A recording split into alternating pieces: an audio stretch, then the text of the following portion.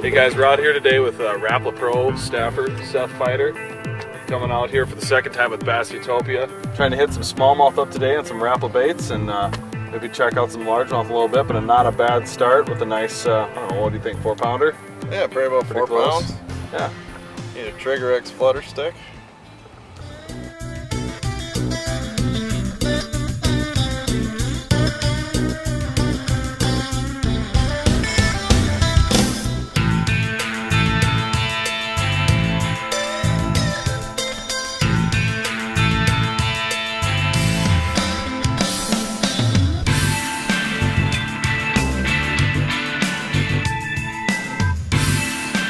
The other main things we did is we went out deep. We got some deep fish on larger boulder structures that had maybe a little bit of weed clumps or sand around some more key points on rock reefs. What we were doing there is we were doing a combination of dragging a tube and drop shot.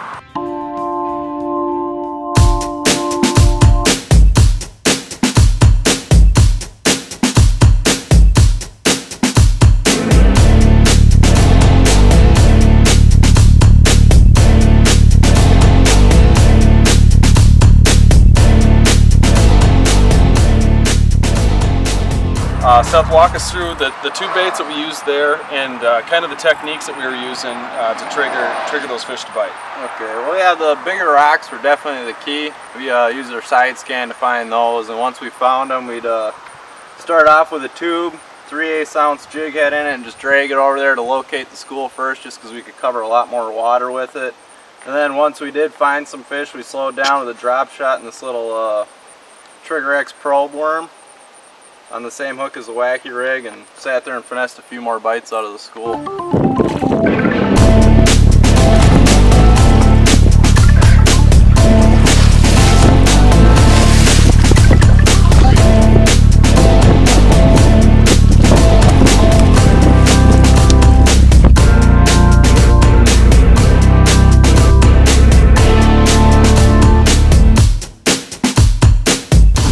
Why don't you show us the setup that we used on these baits, namely that drop shot and that tube, to show people how they can rig those baits to most effectively fish those structures.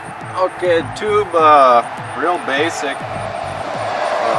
Insert head, slider in, tie her on. I throw this as a 7-foot medium heavy rod, kind of like a rod with a little more backbone. You get a better hook set on those long casts, and I just run straight 10-pound fluorocarbon suffix.